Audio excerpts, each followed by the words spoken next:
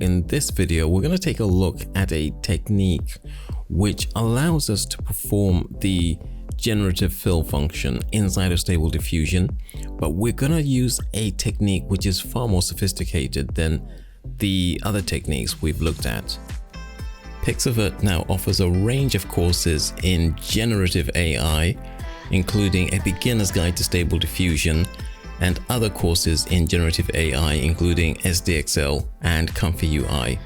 If you're interested, use the link in the description to enroll and get started on a new direction.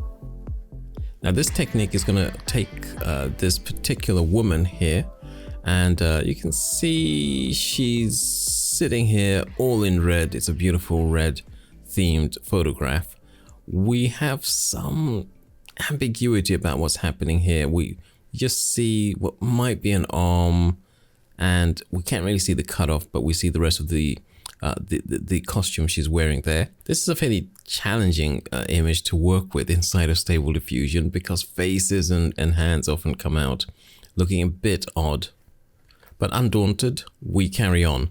What we're going to do is to take the image and use a new setting, a new node, one called Set Latent Noise Mask. And Set Latent Noise Mask is actually included as part of we choose Add Node.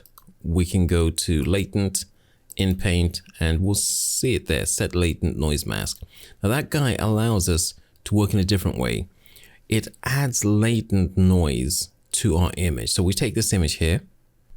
We're not outputting any mask from here. What we're doing is taking the image and we're going to encode it. So we get a latent out of this and pass it to the Set Latent Noise Mask. But as well as the samples coming from the VAE encode, we're also getting a mask. And it's a really simple situation here. We're using ClipSeg to do its mighty work of finding, in this case, a woman. And we've got the results here. So we take the mask from there and we put it inside of the Set Latent Noise Mask. And this is going to work with the original image here and the mask that we've created, and we'll come out with this image here. Now, the process actually proceeds into a case sampler, and I've set the positive prompt in a very careful way. I've chosen Asian woman. Now, corduroy is a kind of fabric with sort of almost rippling patterns in it. Beautiful, slender, smooth fingers, intense bokeh, thick, wavy hair. I've really thought about these prompts because I wanted to produce the exact effect that I had an exact idea of what I wanted to produce by choosing these prompts. We then output this to the K-sampler, and I'm using a tone map noise with rescale CFG node. What this guy does is that it allows us to play around with the CFG, so we can go for a higher CFG. CFG is at 40, fairly high, and the denoise that we're dealing with here is actually a little bit different. It's a little bit low at 0.5. And the denoise level is extremely important. You gotta kind of get it just right.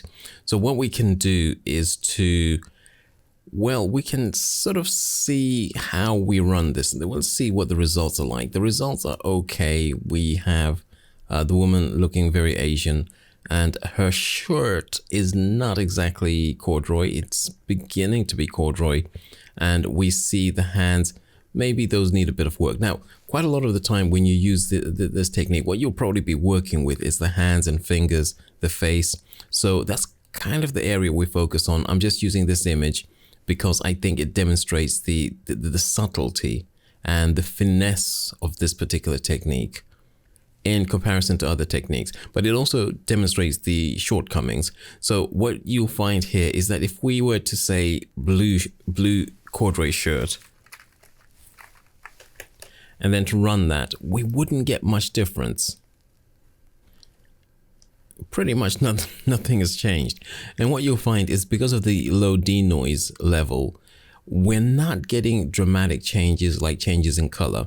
Let me get rid of that blue corduroy shirt like so. And we can increase the denoise. Now I've put in wavy hair here. And that thick wavy hair, we're not really seeing it, are we? So let's take a look to see how we change that. If we come down here, there's not much in the way of thick wavy hair. But if I come here and increase the denoise to say 0.6 and we run that one, something will change, and the change will be a very positive one. So you can see we've got the thick wavy hair, and that thick wavy hair is showing the bokeh, or the background blur or the photographic blur that we wanted. So what we've got here is a situation where the denoise in some ways is acting in the kind of way that we normally expect the CFG. It's actually implementing the prompt a bit more aggressively when we increase this. And the CFG is basically acting in this particular set of settings. It's basically acting almost like a contrast control. Let's go ahead and change the CFG and you'll see what I mean. I'm going to change the CFG to 10.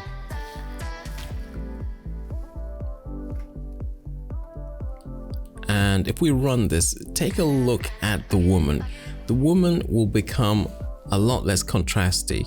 She will still look Asian. She still looks like the prompt wants her to look, but we've lost a lot of the contrast. And to get the contrast back, we could increase the denoise. That will definitely increase contrast. But really, the way to do that is to increase the CFG, and that will bring back that contrast. You can actually see it coming back.